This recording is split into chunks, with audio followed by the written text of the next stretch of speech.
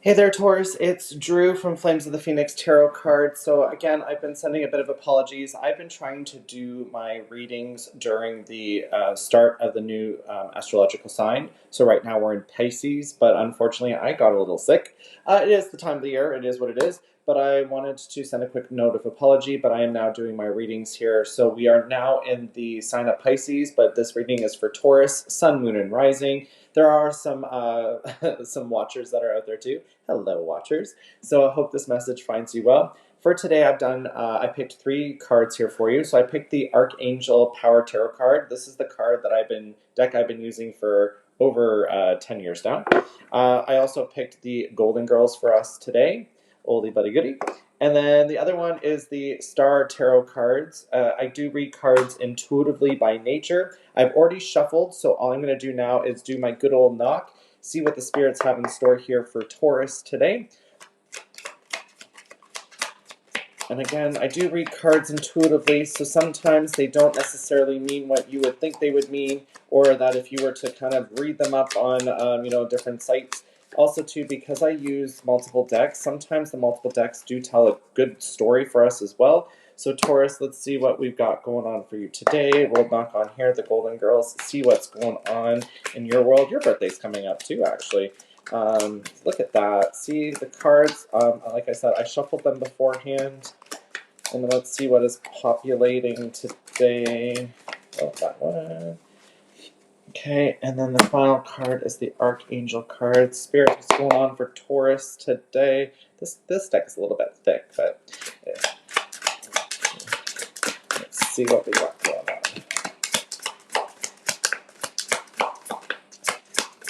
on. This call is very important and is being held in priority sequence. I don't know why I needed to say that, but that's what it felt like just then there, Taurus. Okay.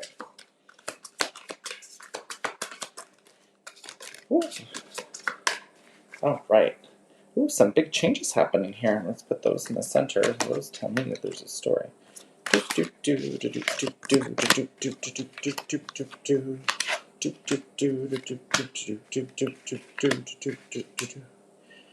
How are they showing up? Okay. Move this way. Just 1 second. I want to make sure you can see the cards. What's going on here? Where are we going? Okay. I am going to go this way. Bear with me for 2 seconds here. I want to make sure you can see all the cards. There we go. All right, so let's start over here. So we have the King of Swords with the Queen of Swords. I do shuffle the deck, so that's always interesting when they're kind of working side by side in tandem. With the King of Swords in the upper right-hand corner, that always tells me that it's like there is some very strong masculine energy here today. So not in that like necessarily a bad way, but it's definitely like overpowering in a sense, especially in that upper quadrant there, because that's telling me that this is like signaling of change. This is signaling of growth. This is like I am done with what I need to do in terms of like leveling up. But the Queen of Swords reminds us to be humble, especially with it being reversed. It's almost like you are kind of showing up a little bit higher, or confident. Confident would be what I'm saying here. So there's a definite confidence that's showing up, but in the same breath too, be careful that people might not see it as confidence. And that is just what I'm kind of feeling right away, because the Queen of Swords is kind of like check yourself before you wreck yourself, because especially with it being reversed, because that's also like the feminine to the masculine, right? Like the yin to the yang, but it's also reversed. So it's telling me like maybe people are seeing it a little bit differently than what you're hoping that people are seeing you as. With the Seven of Cups, this is like the instrument of change as well, but it's reversed. So it's looking here, I'm just going to showcase it this way. So Seven of Cups, but it's currently reversed. When I see it there, this is usually like you've got tons of options, but I feel like you are focusing on one option and one option alone, which is not a bad thing. Like, do not get me wrong. Like, if you have your mind set on something, there's almost a, I love you, Taurus, but there's always a little bit of stubbornness as well, right? Like, you're like, that's true. That comes with that comes with who I am.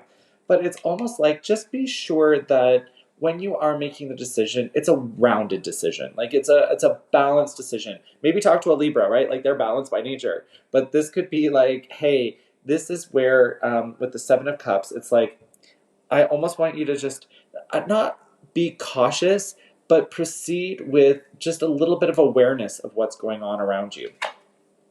The Eight of Raphael reversed, pardon me, the screen's not working to my favor, so I'll do it that way. So this is talking about a journey that's incomplete. So this is kind of signaling for me right now. It's like, okay, are you in a good headspace? If you're making decisions, it's Mercury is going to soon to be in retrograde. So it's almost like just be wary of what you're doing and what are the ramifications of the decisions that you're going to be making. So if you're making something that's a long-term decision, be wary of what that long-term decision is going to have in store for you. It doesn't look bad. Like, please don't, if it was bad, I would be like, don't go outside, don't do anything for the next little bit. But you know what? The Page of Cups does help because this is the emotional side of who you are as well. So with the Page of Cups, it's definitely trying to make sure that you are aware that it's okay to be calm, cool, collected, but also allowing both the emotion and the intellect come into play. So with the swords over here, it's basically like knowledge, wisdom, guidance. But over here, it's saying, use your heart, understand what's going on, and make your decision in a way that's purposeful. The Fool reversed is like, I want to say stubborn, but it is. And Taurus, I hope you're not taking offense to this, but again, you're like, I'm not stubborn. I just like to try things out and see what the outcome is. There's nothing wrong with that. I do that too a lot. But with the Fool being reversed here, it's almost saying be cautious with your next steps. So again, if I'm repeating myself, I apologize, but that is totally what I'm seeing here for you today. Let's take a look over here. So the Eight of Wands reversed. So that's almost like the development of a prison. So it's like, analysis paralysis, overthinking things, overanalyze things. Stop. Allow the process to happen. It is a process, and that's why a process is a beautiful thing.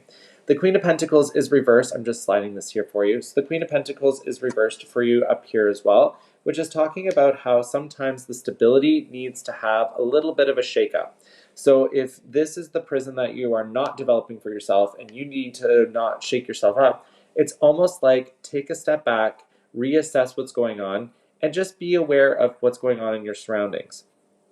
In the core right now, you have the 9, which is the Epiphany, and the 20, which is New Beginnings, which are beautiful cards to have. Oh, there's a third card. Surprise! What's the third card? Oh, the Emperor. Hey, Emperor, how's it going? So New Beginnings, so change, transition, growth, development is on the horizon. But the Epiphany, I like this card. Look at that Epiphany. It's almost like you are so wise, you don't even realize what's going on here, that you're just letting the process happen. With the Emperor here reversed, it does tell me to take a little bit of caution with what it is you're doing and making sure you're just aware of your surroundings.